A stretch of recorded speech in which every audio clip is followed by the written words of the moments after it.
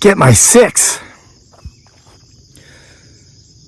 from within a beautiful forest that my family and I planted 6 years ago. What a beautiful sunrise. The sun is just now coming up over the Blue Ridge Mountains of Virginia. Look at this. I want to show you some of our trees. The tallest one in the center. Oh, well, that's a locust by the driveway. These are poplars that are easily 20 feet tall. Maple, cherry. We planted these 6 years ago. This was a hay field. We bought the property, planted over 300 trees right here. I can actually come into the trees now and be entirely covered by canopy. Here comes a car. You can barely see it from within the trees, but there are 4 more rows that way, which if we were over there, you wouldn't even see it and you could barely hear it. That was the purpose. But what a beautiful thing. My wife and I were looking at these trees last night. We were amazed at how much they've grown just in the last couple of weeks. This cherry tree, for instance, the trunk is as big around as my leg. And I'm a runner. Well, yeah, my calf. So anyway, I want to tell you a story about what I saw a white man, an old white man, potentially an old rural white man. His car was kind of dirty. Looked like he probably lived out in the county. Did to a black woman yesterday in Charlottesville, Virginia. She was probably in her 30s, not 40 yet. He was probably in his 70s, mid to late 70s. I'll tell you, if the media had been there and gotten even just especially a 20-second snippet of what we saw this white guy do to this black girl, it'd be all over headline news right now and people would be outraged. There's our forest again. This entire front row is Virginia burning bushes. These are some of the few plants we bought. They were about a foot tall when we planted them 6 years ago. Very slow to grow, but here as soon as it's turning fall, they're going to turn a crimson red. They're beautiful. So I just finished my run, just did 3.5 miles. Very easy, very short distance because I have a big day ahead of me. My son has a football game. Of course, we're going to the UVA football game. It's a home game. We don't miss home games. Even though we got the shit kicked out of us by Illinois next week, we're going to support our team. That's what we do. Win, lose, or draw. We're Cavalier fans. So here's my fruit orchard. I planted all these trees too. There's like 60 of them, fruit trees. I cut all the weeds down this week. I took the tree guards off and cut the weeds down now that there's not enough time for them to really grow back before fall kicks in. Because I like to look at trees, not weeds. So I start my run this morning and I'm going down this gradual decline there, just barely at a trot, barely more than a jog, just warming up. This Asian pear tree. It had so many pears on it this year. We had to pull some of them off prematurely because the limbs were going to break. And I see this leaf falling, this leaf right here, falling down out of his, as you can tell, a maple tree. And I just instinctively reached out and grabbed it, never even broke stride. And I thought, it's so beautiful, I'm going to keep it. Let me let the sun shine on it here so you can get a really good look. I put it in my pocket. I ran the whole 3.5 miles with this in my pocket because it's part of our story. This leaf is not just beautiful because it's a maple leaf and because it's colored for fall, but look, it has all the colors of it. It's not just yellow.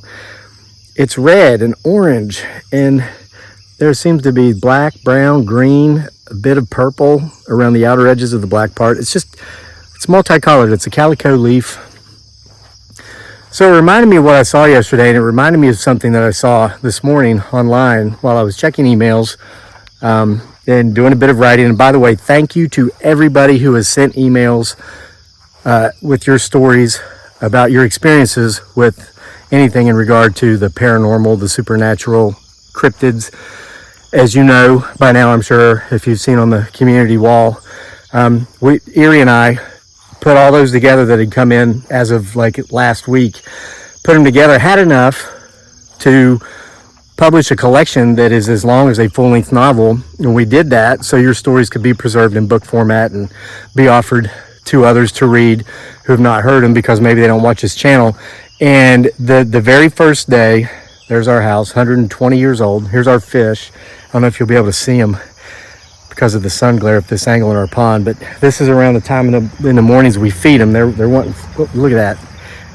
They see me sticking my hand out like that, and so they're jumping to the top. They think I have food. I'm going to have to come feed them after I make this video. They're spoiled. So, but in his first day, that book, it's called True Hauntings, Real Stories of Personal Experiences with the Paranormal, Supernatural, Cryptids, UFOs, and Aliens, was ranked number 8 as the 8th best new selling collection of stories in that genre on Amazon. So those are your stories, not mine. We just cleaned them up, edited them. So if you've got stories like that, or if you've got more, if you've already sent stories, send them in. The email address is crazylake@mail.com. crazylake@mail.com. Making our way through the yard past the house. I guess I'm taking you with me on my cool down here. I always walk around the property here. It takes about 15 minutes or so after my run, so I can bring my heart rate down, stop sweating, go in, spend time with my family, shower and all that. But what I saw online while I was getting online to read the emails that came in last night, very interesting stories. I'm going to do my best to get out here and tell as many of them on the channel as I can. Not all the stories that are in the book were told online because there's just too many coming in. There's not enough time. But I saw a thing where, and I don't follow pop culture. Every time I do, I feel brain cells in my head committing suicide. So I avoid it. But I'm aware of some things because of the fact I do go online. I check my email. I have a YouTube channel, so I'm on there a little bit. Planted some apple trees here. You can see in these tree guards. It's part of our meadow where the trees are not growing up as quickly as they have in the upper part of the meadow. So I thought, well, shoot, why not use this as an advantage? Let's have another little apple orchard in here. So here's one. There's one up here. I put 4 of them in here a couple weeks ago. So I guess Jimmy Kimmel, he did this thing where there was an award show and this beautiful young black actress had won an award, an Emmy, I think. I don't even know names, and I don't know the names of shows and stuff because that's how far removed I am from pop culture. And if I didn't live in a university town, I wouldn't even go to the football games. I do that more so because it's like a family event, something that me and my wife and our son can do together and spend the day together and be outside in wonderful weather. And it is fun, it is interesting, but I wouldn't do it if I wasn't in a university town. So that's why I don't know her name. It's not because I'm marginalizing her and that she is unimportant to me for any reason. The only reason I know Jimmy Kimmel and can remember his name is because when I was in college, I used to watch The Man Show. I thought his partner was funnier. What was that guy's name? Adam Carolla? Can't really remember. All right, make sure you're getting my 6 as we get close to the forest now. So, anyway, I guess he did this thing where he was awarding her an award, and he kind of stole the limelight from her. He laid down and acted like he was dead or he was upset because he didn't win the award or something. And she was giving her acceptance speech. And he kind of like smudged it up because he shouldn't have been there. It was very unprofessional. But of course, that doesn't surprise me. I know Jimmy Kimmel for 3 things. Number 1, he's immature. It's always been my opinion. Number 2, because that stuff I used to watch him do with The Man Show in the 1990s, he still does that. And it's like, I was 20, okay? I'm almost 50 now. He's in his 50s. It's like he's still at that same level. You kind of outgrow that sense of humor. Number 2, okay, so he's immature. Number 2, he's not funny anymore. Maybe if you're still like in puberty, he might be. And number 3, the only reason I can think that he remains relevant is because every now and then, when his ratings are so low, he'll say something very derogatory about Donald Trump and the people who support Donald Trump, and that jacks his ratings in the eyes of mainstream pop culture and media. So they keep him around for that. So anyway, I saw this morning when I was online that he and this lovely actress sat together on his show, and he apologized to her. Make sure you're watching back here. I was up here splitting firewood yesterday at the campground, trying to clean up my campground. Got a lot of folks coming over this fall. We always have a big Thanksgiving bash. And I don't want to be embarrassed by my property looking like crap. You know what I mean? And I'm not one of these fake plastic bastards who will wait until they have company and get it all clean the day before. Make it look like I'm getting it clean and say, oh, we've been working on it. It's just so much it's gotten away from us. But once you're gone, we'll get it finished. Whatever. So I was up here doing all this work, splitting this wood, and something was creeping on me. So keep watching back here as we pass by. Of course, it could be anywhere. So, but the point is, he made his apology. She accepted his apology, and she kind of got him back, I guess, according to this thing I read later when he was doing his dialogue. She kind of jumped in and took the limelight away from him. But the point is this. They are both, they're friends with each other. They've known each other for a long time, and they support each other.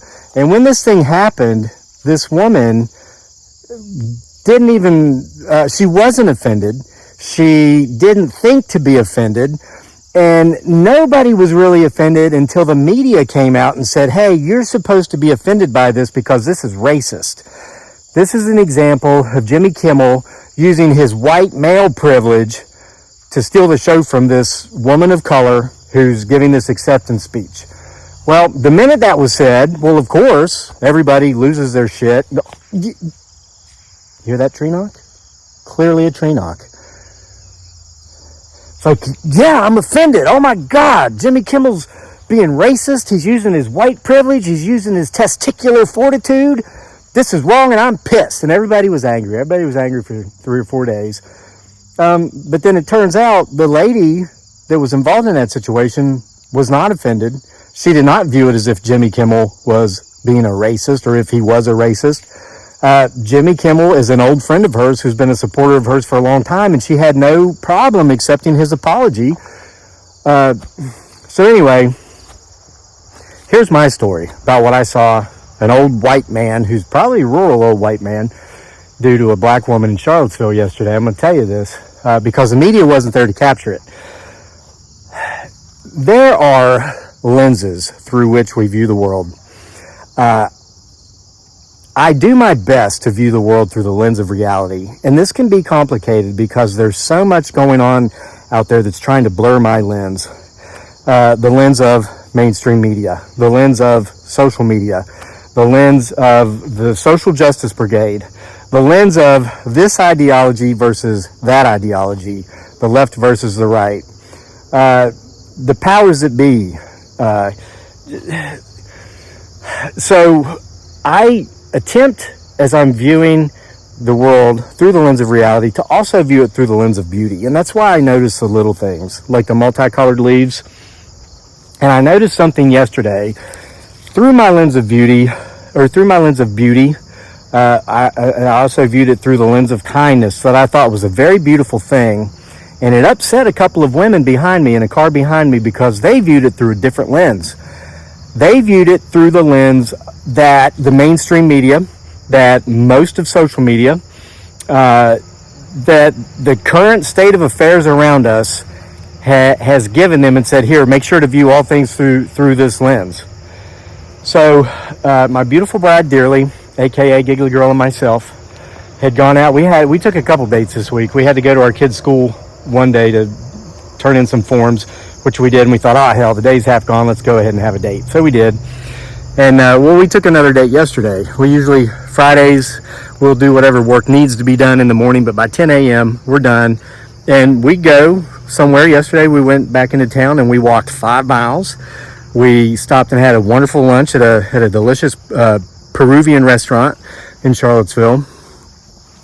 But we were in our car and we were getting ready to leave the parking garage. And it's a type of garage where you get a ticket when you go into the garage, and you can prepay just before you leave down at a payment box on the bottom, or you can pay as you go through. You just scan your ticket, tells you how much money to put in, and then it says have a nice day, and the arm comes up and lets you out. So there was this car in front of us, and you have to kind of pull over really close to get the machine to scan your ticket. Well, there's this old white man who may have even been a rural white man. Look at his view. There's a house down there. Pulls up, and he's not even close to the machine. There's no way his arm could reach this thing. Even if he was an NBA basketball player, he wouldn't have been able to reach this machine to scan his ticket. Well, I had my window down because I was next in line, and I just instinctively rolled my window down, as did the women in the car behind me. So he gets there, and he honks his horn. And I see the attendant come out of her little booth there where this stuff's all set up, and she walks around and she leans her head into the window to talk to this old guy. He's probably in his late 70s. And so she takes his ticket. She comes back out of the window and she has his ticket and she's scanning it for him. And then she turns around and she's saying $2. I think like this parking garage, they give you the first hour for free. Then after that, it's like $2 an hour. So he's digging through his wallet and he's handing her the money and she's sticking the money in the thing. And so I overhear these two women behind me. I look through my rearview mirror because I heard one say, "Can you believe this shit?" I look in my mirror and there seems to be a couple of very angry women, a little bit older than me, 10 years older. They looked like they were in their late 50s. But with their demeanor and as angry as they were, they might have only been in their late 30s. Because let me tell you, the thing about anger and rage and being a sourpuss, it will age you prematurely. I mean, you will look older than you are if you're constantly going around with a frown on your face, viewing the world through the lens of ugliness, looking for injustices everywhere because you follow the narrative of the mainstream media and everything is supposed to offend you. Everything is a slight. Everything is reason to be offended, and by God, I'm going to make sure that this is known about. So they might have been 38. They looked 58, but they might have been 38. And they're going on and on about, can you believe this?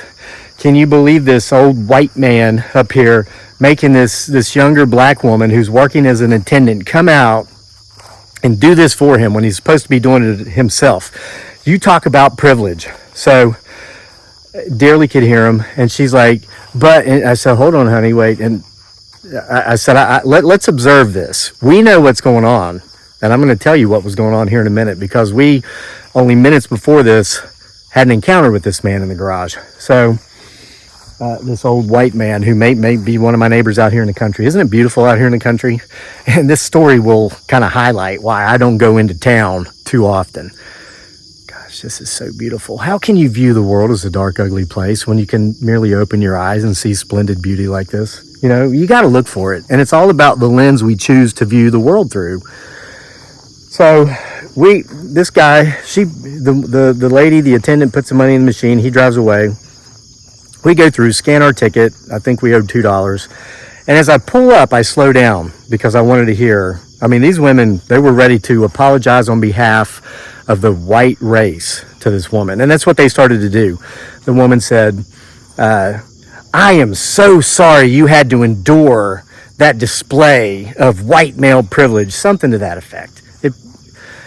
And then the attendant was like, oh, no. And she started to explain what had taken place in that situation. And I'm going to explain to you what had taken place in that situation right now.